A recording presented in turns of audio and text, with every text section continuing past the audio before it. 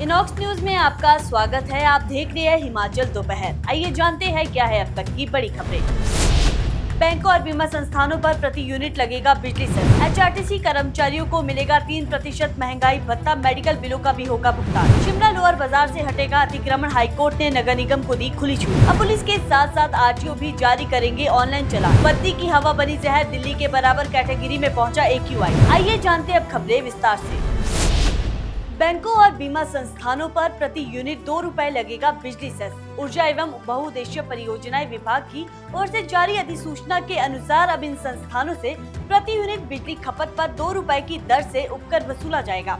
ये फैसला हिमाचल प्रदेश विद्युत ड्यूटी अधिनियम 2009 की धारा 3B के तहत लिया गया है, जिसे राज्यपाल की मंजूरी के बाद राजपत्र में प्रकाशित कर दिया गया है। अधिकारियों के मुताबिक बैंकों और वित्तीय संस्थानों में बिजली की खपत अपेक्षाकृत अधिक होती है और इन्हें पहले से ही 6.40 रुपए प्रति यूनिट की व्यावसायिक दर से बिजली उपलब्ध करवाई जा रही है। नए सेस के लागू होने से इनके बिजली बिल में और बढ़ोतरी होगी।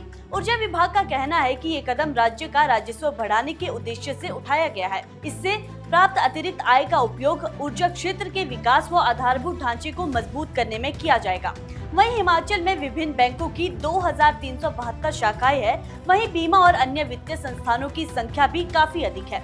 अनुमान है कि करीब 4000 उपभोक्ता इस नए उपकर के दायरे में आएंगे। उल्लेखनीय है कि इससे पहले फरवरी 2025 में बिजली बिलों में दूध और पर्यावरण सेस लागू किया गया था, जिससे विभिन्न श्रेणियों के उपभोक्ताओं पर अतिरिक्त आर्थिक बोझ पड़ा था। अब नए बिजली सेस से व्यावसायिक उपभोक्ताओं की लागत और बढ़ने की संभावना जताई जा रही है।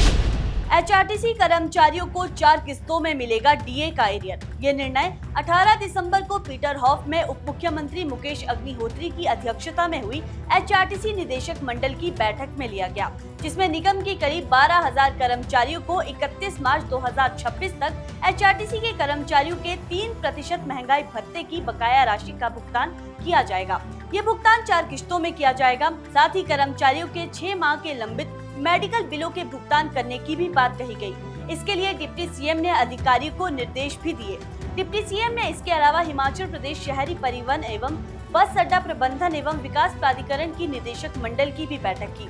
बैठक में एसेट मैनेजमेंट एप्लीकेशन और हिमबस कार्ड पोर्टल का शुभारंभ भी किया गया, जिससे अब घर बैठे सभी प्रकार के पास और कार्ड ऑनलाइन बनाने की सुविधा के साथ साथ लोकमित्र केंद्रों में भी बुकिंग की सुविधा उपलब्ध होगी। इसके अलावा एचआरटीसी ने वेतन खातों और क्रेडिट स्कोर सुविधा के लिए एक्सिस बैंक, यूको बैंक और पंजाब नेशनल बैंक के साथ MOU पर हस्ताक्षर किए। बैठक में ठियोग में शॉपिंग व पार्किंग कॉम्प्लेक्स तथा मंडी बस अड्डे में कार पार्किंग और मल्टीपर्पज हॉल के निर्माण को मंजूरी भी दी गई, जबकि थुनाग, दारलाघाट, हमीरपुर, बैजनाथ, भोरंज और फतेहपुर सहित विभिन्न स्थानों पर नए बस अड्डे के निर्माण कार्यों में भी तेजी लाने के निर्देश दिए गए। शिमला के लोअर बाजार क्षेत्र में अब हटाया जाएगा अतिक्रमण। इसके खिलाफ सख्त रुख अपनाते हुए हिमाचल प्रदेश हाईकोर्ट ने नगर निगम शिमला को कार्रवाई की पूरी तरह से छूट दे दी है। अदालत ने स्पष्ट किया है कि नगर निगम न केवल तहबाजारियों बल्कि उन दुकानदारों के खिलाफ भी कार्रवाई कर सकता है जिन्होंने अपनी दुकानों के सामने सरकारी जमीन पर कब्जा कर रखा है। साथ ही पुलिस प्रशासन को भी निर्देश दिए गए हैं कि वे अतिक्रमण हटाने की कार्रवाई में नगर निगम को पूरी तरह सहयोग दे।